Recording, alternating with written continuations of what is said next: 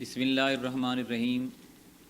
معزز سامعین کرام، ہماری پارٹی کے جو منشور ہیں اس کے 14 نکات ہیں۔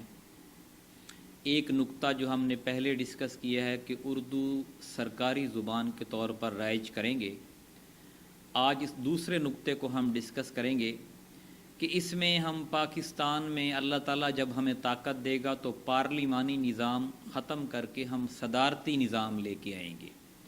جیسے ترکی میں صدارتی نظام ہے، جیسے امریکہ میں صدارتی نظام ہے، چائنا میں صدارتی نظام ہے۔ جن ملکوں نے بھی ترقی کی ہے صدارتی نظام کے بل بوتے پر کی ہے۔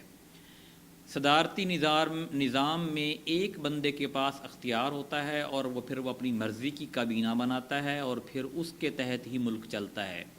ایم پی اے اور ایم این اے کی جو خرید و فروخت ہے یہ ختم ہو جاتی ہے، ان کی بلیک میلنگ ختم ہو جاتی ہے، اور اس نظام کے تحت ہم جتنے بھی لوگ گورنمنٹ ملازمین ہوں گے ان کے کام کے تناسب سے ہم انہیں تنخواہ دیں گے۔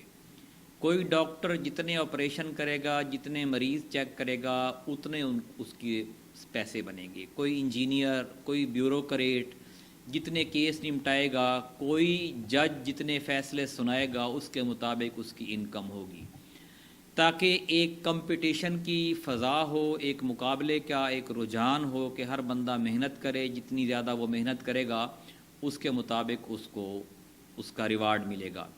کسی بھی گورنمنٹ ملازم کو پرائیویٹ کاروبار کرنے یا کسی بھی فرم کے ساتھ بالواسطہ یا بلا واسطہ شامل ہونے سے روکا جائے گا۔ کوئی گورنمنٹ ملازم، کوئی ڈاکٹر جو گورنمنٹ کا ملازم ہوگا وہ پرائیویٹ پریکٹس کی اجازت نہیں ہوگی۔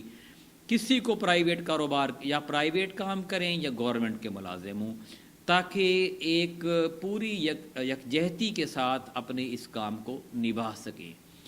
انشاءاللہ یہ جو ہمارا 14 نکاتی ایجنڈا ہے، منشور ہے، اللہ تعالیٰ نے ہمیں طاقت دی، اور جب یہ نافذ ہوگا تو لوگوں کے لیے ایسی خوشحالی آئے گی، سکون آئے گا کہ لوگ پچھلی پریشانیوں کو، مصیبتوں کو، تکالیف کو بھول جائیں۔ بہت شکریہ۔